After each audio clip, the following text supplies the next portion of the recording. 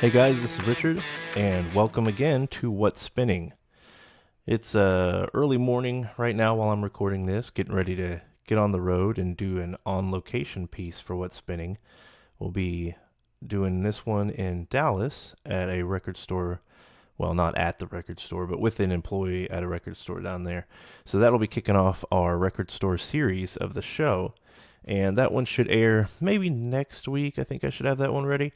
But either way, that'll be hopefully a treat, and we'll get to listen to the experience of some other people, their experience with music, and kind of hear a selection from them, an album that they're passionate about. So I'm hoping this will open up some things for people, kind of grab some other albums out there that maybe I wouldn't have picked, and kind of give a little bit of perspective that's different from mine. So that's always helpful to have another voice, and we'll see where that goes. As for things that I've been spinning lately, a couple of items I've been listening to. Faith No More's released The Real Thing. That's one that came out, I think, when I was in middle school, and I always like to go back to things that I remember from that time period, just because there was a lot of good rock, I feel, that came out then. Even though that was kind of a radio played album, they were pretty good on that Real Thing album. They had a cover of Black Sabbath's War Pigs, which that was my introduction to the song, and I know a lot of people have covered it, but that was before I got into Black Sabbath themselves, so that one kind of blew me away, and they did a pretty good job covering it. It stays pretty true to the original, and then of course the big radio song from that album is Epic, which is kind of that early entry into the rap rock genre mix. So there's that one, and then there's a more recent one, which is the album Toxicity by System of a Down. This falls into that, I guess, new metal or metalcore category in terms of style, but they had a couple of big songs off of this album, which were Chop Suey and the title track Toxicity, and then of course they had a pretty big hit with Aerials.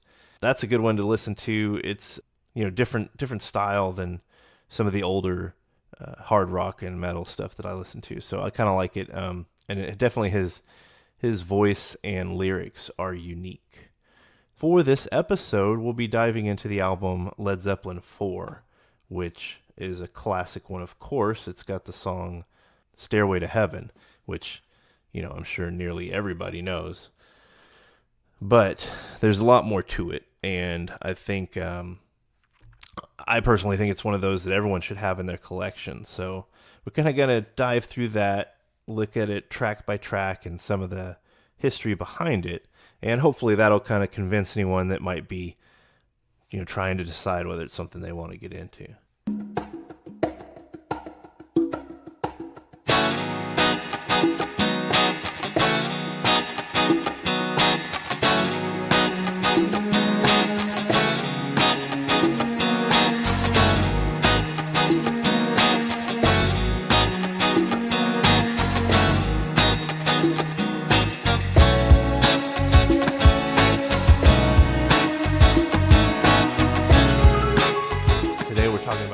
Gym, Led Zeppelin IV, that was released in November of 1971. We'll call it 4 for the purposes of this discussion, but this album was actually not physically titled on the album packaging at the time of its release. It's since been referred to as Untitled, or 4, or 4 Symbols, or ZOSO or ZOSO, which is in reference to one of the 4 unpronounceable symbols that make up the true title of this classic. Even though Led Zeppelin were already giants at this time, they were being called hype by a lot of music journalists, and they were also coming off the release of Led Zeppelin III, which some viewed as a slight letdown after their 2 initial offerings. So as a result, the band retreated to an old, damp, and poorly heated house known as Headley Grange for most of the work on this album. The location was actually suggested by Fleetwood Mac, and they used the Rolling Stones mobile studio to set up for recording. Jimmy Page used a lot of the natural acoustics of this old house to achieve a big part of the sound for this album, and this can really be heard in the booming drum intro of When the Levee Breaks, because of the relaxed environment of this location. The band created many of the album's songs right there on the spot and recorded them almost immediately. The cover of this album is simple and stripped. There's no title, obviously, but it also contains no band name or images of the band and no track names on the outside either. Jimmy Page has been quoted as saying that this was done in response to all of those critics referring to them as hype more than talent. So they decided to strip everything away and just let the music speak for itself. The image on this album cover, it's a 19th century oil painting that Robert Plant had purchased at an antique store, and it was hung like on a partly demolished home for that cover shot. And then the back cover photograph is Salisbury Tower in Birmingham, England. And then there's an illustration on the inside of the album cover, so like on the gatefold when you open it up, and that is from a tarot card image called The Hermit. So the track list for this one, it's a short 8 songs. Although they worked on a lot more material at that time, the band kind of had a reputation of holding back material until they felt that they had really worked through it. So some of the songs from these sessions didn't make an appearance until like the album Physical Graffiti, which was a few years later. So as far as the tracks, the album starts off with the song Black Dog, which they actually named for an old black lab that walked around the grounds as the band recorded the album. That song is it's a great warm-up for what comes next with the track Rock and Roll. Now this one had the working title of It's Been a Long Time, and it came from a spontaneous jam session as they were trying to complete the song Four Sticks. So the introduction of this one was written by drummer John Bonham, which came from jamming the intro to Little Richard's Keep a Knockin'. And you can hear that influence in the early parts of this song. Next up on track 3 is Battle of Evermore. And as the band was recording, Jimmy Page picked up a mandolin that belonged to John Paul Jones. He started experimenting with it, and having never played it before, just kind of played around with it and came up with some stuff. And it was there that he ended up writing the song Battle of Evermore. And then closing out side 1, it's the classic Stairway to Heaven. Most of the music for this one was written by Jimmy Page, but Robert Plant handled the lyrics and said, it's about a woman who took everything without giving anything back. The entire group contributed to the arrangement of the song, including John Paul Jones playing recorders on the introduction. And even though the band resisted suggestions to release Stairway as a single, the song became the standout track on the album, receiving frequent play on FM radio. So to start out side 2, it's the track Misty Mountain Hop. And although the song's title comes from Tolkien's The Hobbit, the lyrics actually refer to a 1968 legalized pot rally in London where police arrested students for marijuana possession. I thought that was kind of interesting. After that, the song Four Sticks. It's actually named Four Sticks for Bonham playing the drum pattern that runs throughout the song with 4 drumsticks.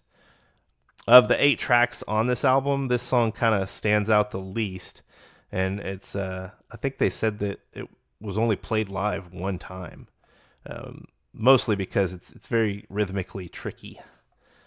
At track 7 on this album, it's titled Going to California. And I think they originally wrote this one about the earthquakes in California, which Jimmy Page experienced while mixing some of the album when he had flown out to LA. But then it's also said to be inspired by Joni Mitchell, who Page and Plant were both fans of. And it's kind of rumored that Robert Plant was infatuated with her and would even say Joni during live performances after the line, "To find a queen without a king, they say she plays guitar and cries and sings." In fact, those lyrics most likely reference Mitchell's own song, I Had a King. Closing out the album as the 8th song is When the Levee Breaks. Now this one is a cover of an old blues song that was first recorded by Kansas Joe McCoy and Memphis Minnie in 1929. What's really interesting about the song, though, is some of the recording techniques that were used. For instance, Robert Plant's vocals are the only thing moving in real time. Everything else on the track was slowed down to achieve a heavier effect. And the drum intro, as I mentioned earlier, was recorded in a large open area of the old house, kind of a lobby entrance area, and mics were hung over the stone stairwell to really capture the acoustics. That intro went on to be sampled in many rap songs of the 80s, including the lead-off track of the Beastie Boys' License to Ill album, Rhymin' and Stealin'. Robert Plant played harmonica on this song, and it was recorded with a backward echo effect that puts the echo ahead of the instrument, and that created a unique sound as well. So, in terms of having a favorite track from this one, they're all great, and of course, Stairway to Heaven is huge. But I think I would have to pick the last one, When the Levee Breaks. The drum intro is definitely a contributing factor there, but also the unique sound of the harmonica, and it's also a solid blues track. I mean, let's face it, a lot of Led Zeppelin's early tracks and style were heavily influenced by early blues, and that formula of blues and rock, it's something they were really good at. And I feel that shows up here as well. Really, this is a solid album from start to finish, and one of those where I'm never tempted to skip a track. And of course, I'm always drawn in by Bonham's drumming. What drummer isn't a fan of John Bonham's work? A bit of a side note here, but there's actually a comedy special on Netflix you should look up if you haven't seen it, and it's called Stand Up for Drummers by Fred Armisen. And in that, he references how a lot of drummers like John Bonham, but they think it, is maybe like an obscure choice or like it's going to surprise you. And they say something like, you know who I really like? John Bonham. So I find that pretty funny because, having experience playing the drums and, that's something I always listen for in music. And of course, John Bonham would be someone who people really like. But anyhow, that's my take on this album. And if it's one that you were on the fence about, hopefully I've convinced you to check it out. Even if you're not a huge Zeppelin fan, I think you should at least have this one in your collection because it's one of those classic albums that is really up there in terms of the value it provides musically. And of course, referring to our list that we've been running off of, the Rolling Stone magazine 500 Greatest Albums Ever, this one ranks in at number 69. So it's definitely up there. Anything in that top 100, I feel, if you're not going to go and collect everything out there, at least the top 100 is a pretty solid list of things to go after. And at number 69, this one would be part of that. The singles from this one, they released the song Black Dog first in December of 71, and then in February of 72, the track Rock and Roll. So the first two tracks on the album they released as singles. And as I said, they never officially released Stairway to Heaven as a single. The B-sides, if you're interested in that, the B-sides to those on Black Dog was Misty Mountain Hop, and on Rock and Roll, the song Four Sticks. So that does it pretty much for Led Zeppelin IV. And as I said, definitely go out there and check it out if you have not already.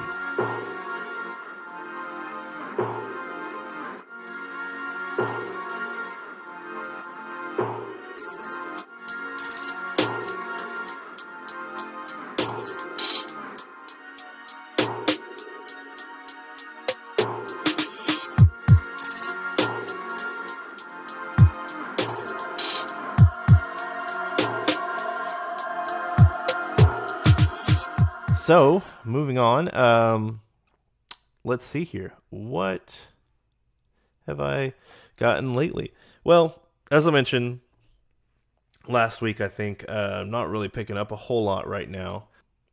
I did add the 90s release from the Descendants to my collection, which is the album titled Everything Sucks. Love Descendants, and this one I've always kind of wondered about adding because it's not, most of their stuff was recorded in the 80s. This one had a little bit of a newer sound, but I do like it, and so picked that one up. I found it for cheap, so that kind of helps as well. But like I said, trying to prepare for Record Store Day, and that's just around the corner now. So we are at, let's see, this will be released on Wednesday, March 20th, which just gives us maybe 3 weeks until Record Store Day, so April 13th.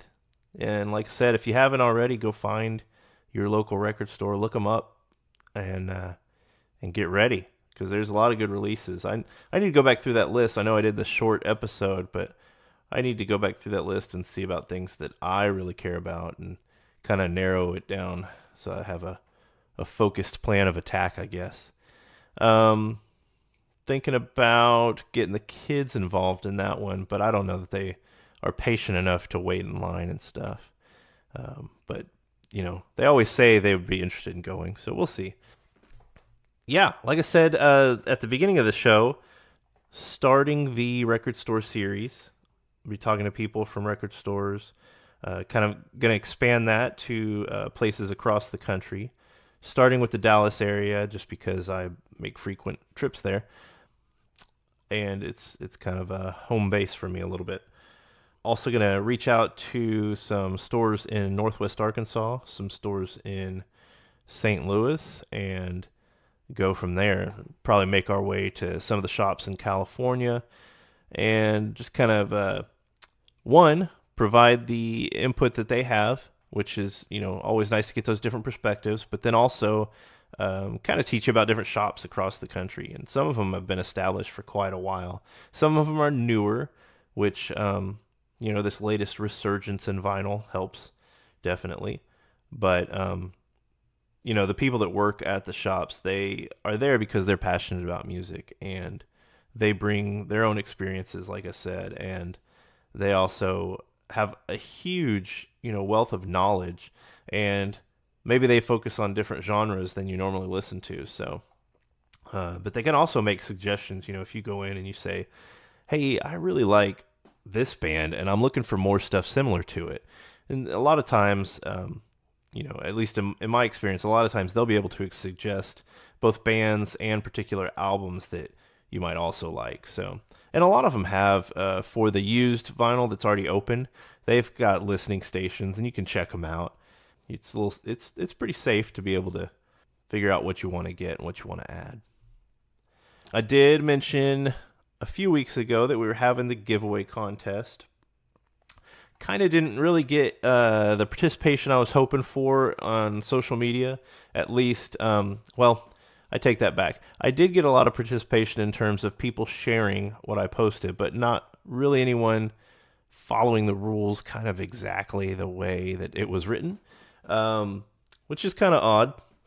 I thought it was pretty well laid out, but that social media sometimes is tricky. It's a little difficult to get things done exactly the way that someone might lay out. So, going to be selecting a name, and then I will hopefully have them get in contact with me, and we'll go from there. All right. So, drew the name, and it is at Slim Pimpster. I think that's how you say this. It's all kind of put together as one word, but we'll go with Slim Pimpster from, this one was actually submitted on Twitter. So that is the winner. And if you get in contact with me through email at podcast@wildhogrecords.com, let me know your information, and I will get this out to you. Again, this is the band's music from Big Pink, which was part of our giveaway. So, maybe, I don't know. Maybe we'll have another one in the future, and we'll see where that goes and what that does. That's really all I got this week. Sorry to keep this one short, or maybe that's, a good thing.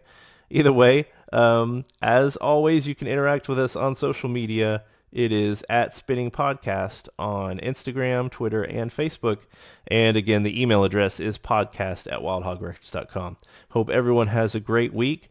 Keep listening to all the great music that's out there. and I will talk to you later.